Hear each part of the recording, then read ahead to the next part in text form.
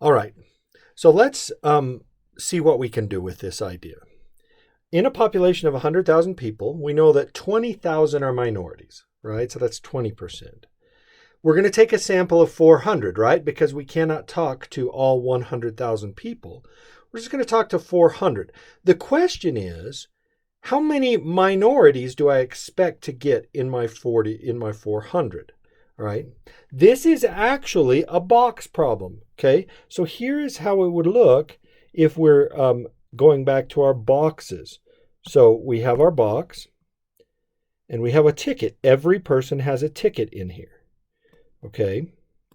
And what we're doing is we're counting how many minorities we would get out of this box. Now, first of all, there are 100,000 tickets in this box.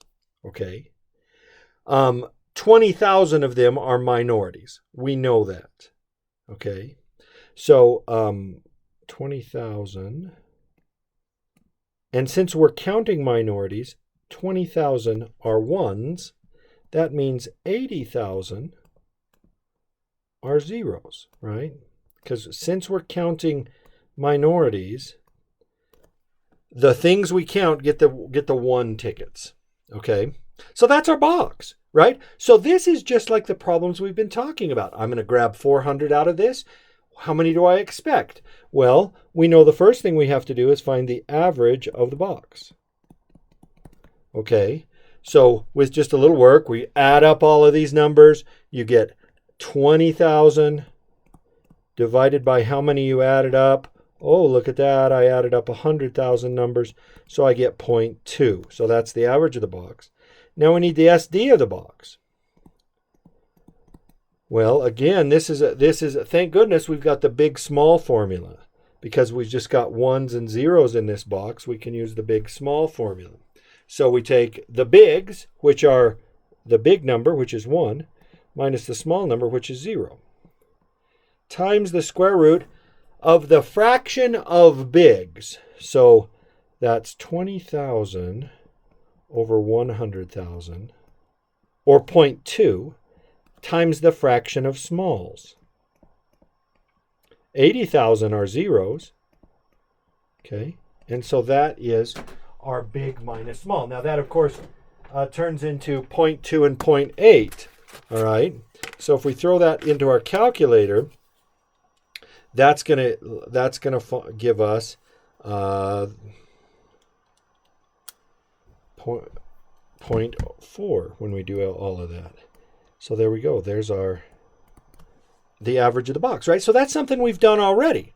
Well, now the question is, how many minorities do we expect if we grab 400? All right. So this is, all right, we expect, what's the expected value of the sum? Oh, it's just going to be n times the average, just like it has been. So that's 400 times 0.2, right? And that turns into 80. Okay, well, what's this? Give or take how many, right? What's the standard error of the sum? And that's, of course, square root of 400 times 0.4. So that's a 20 times 0.4, 8. So real simply, we expect to get 80 of our 400 that are minorities, give or take 8.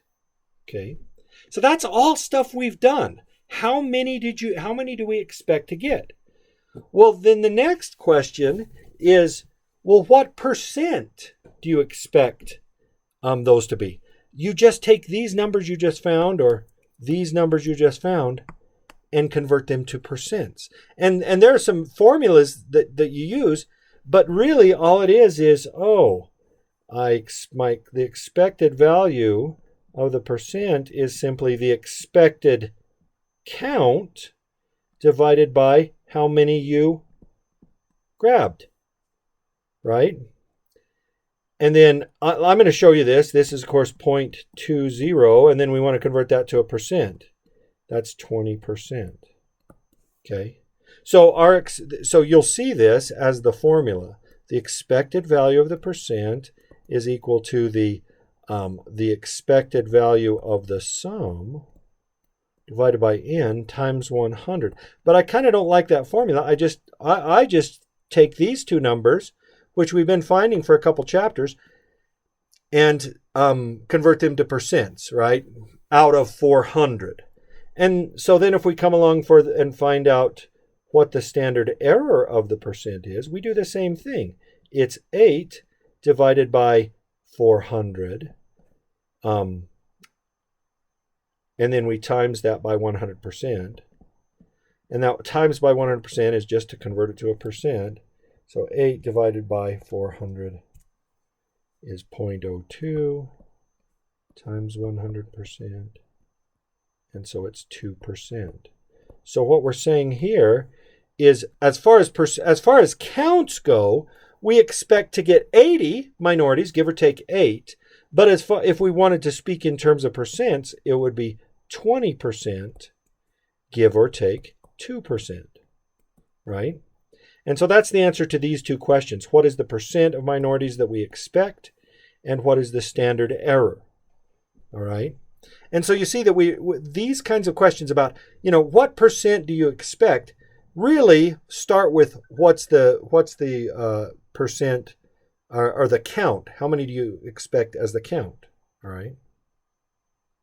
Now, you could go ahead and answer these questions. What's the standard error for a sample size of 100?